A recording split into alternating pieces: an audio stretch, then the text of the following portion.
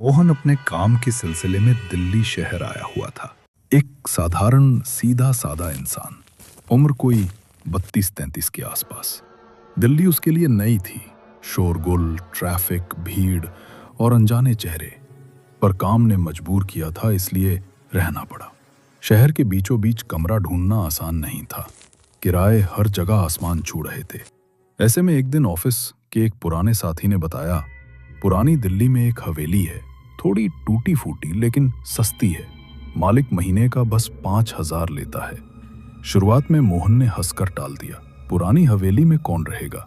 लेकिन जैसे जैसे किराया उसके बजट से बाहर जाता गया, वैसे वैसे वो हवेली उसके दिमाग में घर बनती गई। कुछ दिन बाद वो शाम को वहां पहुंचा। सड़क संकरी थी, दोनों ओर पुराना मकान, दीवारों पर उखड़ा हुआ प्लास्टर और ऊपर फैले बिजली के तारों का जाल। एक मोड़ पर जंग लगे गेट के पीछे वो हवेली खड़ी थी। ऊंची दीवारें, टूटी हुई खिड़कियां और बीच में एक बड़ा लकड़ी का दरवाजा, जिस पर अब भी पुराना पीतल का हैंडल लटका था। गेट खोलते ही सीलन की गंध आई, वो गंध जो पुरानी चीजों में बसी होती है, नमी, सड़ांध और यादों की। अंदर एक बड़ा हॉल था, दीवारों पर मकड़ी की जाले, कोनों में टूटी कुर्सियां और छत से लटकता एक पुराना पंखा जो धीरे धीरे झूल रहा था, जैसे हवा में किसी की अदृश्य उपस्थिति को महसूस कर रहा हो। उस रात वो वहीं रुक गया। कमरा बड़ा था, पर माहौल कुछ अजीब। कभी दरवाजे की क्रैकिंग, तो कभी ऊपर छत से कदमों की जैसी आवाज, और कभी किसी के धीरे से खांसने की आवाजें सुनाई देने लगी। पहली रात उसने सोचा शायद बिल्ली या हवा का असर है, लेकिन सुबह तक मानो नींद ही गायब थी। सिर भारी, आंखें सूजी हुई और दिमाग में एक ही सवाल, क्या वाकई यहाँ कोई और भी है। दिन बीतते गए। ऑफिस से लौटते वक्त हवेली हर बार उसे अलग लगती, कभी कुछ ज्यादा अंधेरी, कभी ज्यादा खामोश। एक रात जब वो बरामदा से गुजरा तो दीवार पर किसी ने ताजा लिखा था, यहाँ कोई नहीं रहता, फिर भी कोई है। मोहन ने उस लाइन को कई बार पढ़ा। कोई मजाक होगा उसने सोचा, लेकिन अक्षरों में एक अजीब खुरदरापन था, जैसे किसी ने नाखूनों से दीवार खरोच कर लिखा हो। उस रात हवेली की हवा बदली हुई थी। कमरे की लाइट बार बार झिलमिलाने लगी। मोहन बिस्तर पर लेटा था जब उसने सुना, ऊपर वाली मंजिल से कुछ खिसकने की आवाज आई, जैसे कोई भारी चीज फर्श पर घसीट रहा हो। उसने साहस जुटाया और टॉर्च लेकर ऊपर चला गया। सीढ़ियों पर हर कदम के साथ लकड़ी टुकड़े टुकड़े हो रही थी।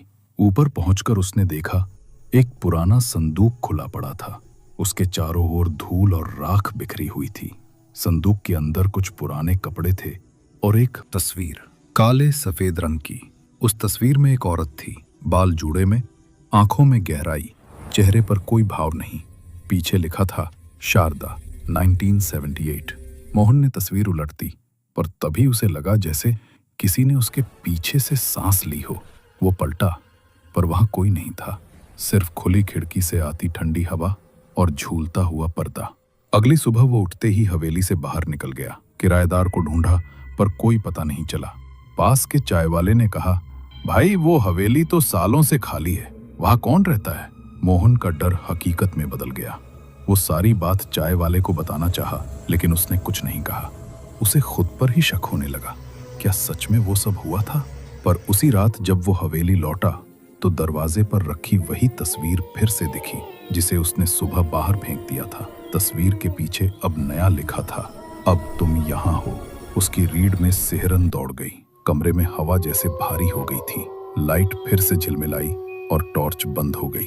अंधेरे में किसी के धीमे कदमों की आवाज आई, धीरे धीरे पास आती हुई। उसने महसूस किया कोई उसके सामने खड़ा है। हवा में हल्की चमेली की गंध थी और अगले ही पल किसी ने उसके कंधे पर हाथ रखा, ठंडा, भारी और बर्फ जैसा सख्त। वो घबराकर पलटा, पर वहां कोई नहीं था, सिर्फ हवा में उड़ती राख और वो तस्वीर जो अब जल रही थी। रात भर हवेली में सन्नाटा रहा। सुबह जब सूरज की पहली किरण अंदर पहुंची तो कमरे में सिर्फ राख बची थी। कई दिन बाद जब मोहल्ले के लोग अंदर गए तो उन्हें हवेली में किसी का कोई निशान नहीं मिला। कमरा खाली था, पर दीवार पर वही तस्वीर फिर से लगी थी। अब तस्वीर में एक और चेहरा था, मोहन का। कुछ जगहें कभी खाली नहीं होती, वो अपने अंदर उन लोगों को समेट लेती हैं जो वहां ठहरते हैं।